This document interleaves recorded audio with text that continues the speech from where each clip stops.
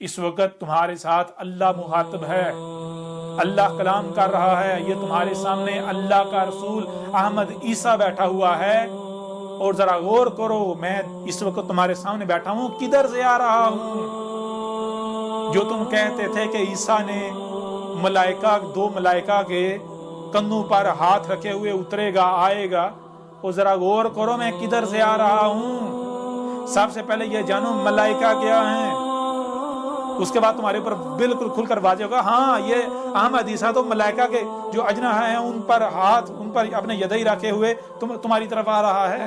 اس وقت کون تمہارے سامنے بیٹھا ہوا ہے، کون کلام کر رہا ہے، کون مخاطب ہے تم سے؟ یہ جو احمد عیسیٰ بیٹھا ہوا ہے اس وقت تمہارے سامنے ہے یا نہیں؟ تم میری بات براہ راست سن رہے ہو یا نہیں سن رہے؟ میری ہی آواز میں سن رہے ہو یا نہیں؟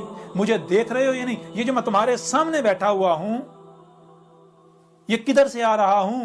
ذرا غور تو کرو، کدھر سے آ رہا ہوں؟ یہ میں السماء، یہ جو فضا ہے، فضا سے اتر رہا ہوں دو ملائکہ کے ذریعے۔ کون سے دو ملائکہ؟ آگے جیسے جیسے بڑھیں گے تو حق ہر لحاظ سے کھول کر واضح کر دیا جائے گا، دنیا کی کوئی طاقت غلط ثابت نہیں کر سکے گی۔ بڑے سے بڑے جو اپنے آپ کو علماء کہلواتے ہیں، یہ جو بڑے سے بڑے شیوخ کہلواتے ہیں، یہ بڑے بڑے جو حق کے دعوے دار ہیں، دنیا کی کوئی طاقت اگر مجھے غلط ثابت کر دے تو اللہ کی قسم جو سزا تم لوگوں نے کی ہوئی ہے میں وہ بھگتنے کو تیار ہوں، لیکن اگر تم لوگ دشمنی کرتے ہو جو کہ تم غلط ثابت نہیں کر سکتے تو پھر جان لو جو سزا تم لوگوں نے طے کی ہوئی ہے وہی سزا تمہیں دی جائے گی، اللہ تمہیں وہ سزا دے گا، یہ جان لو۔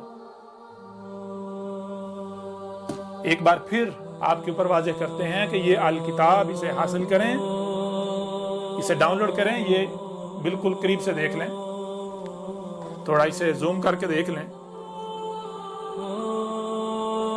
اسے حاصل کریں، ڈاؤن لوڈ کریں، اسے پڑھیں، تاکہ آج آپ کے پاس آخری موقع ہے۔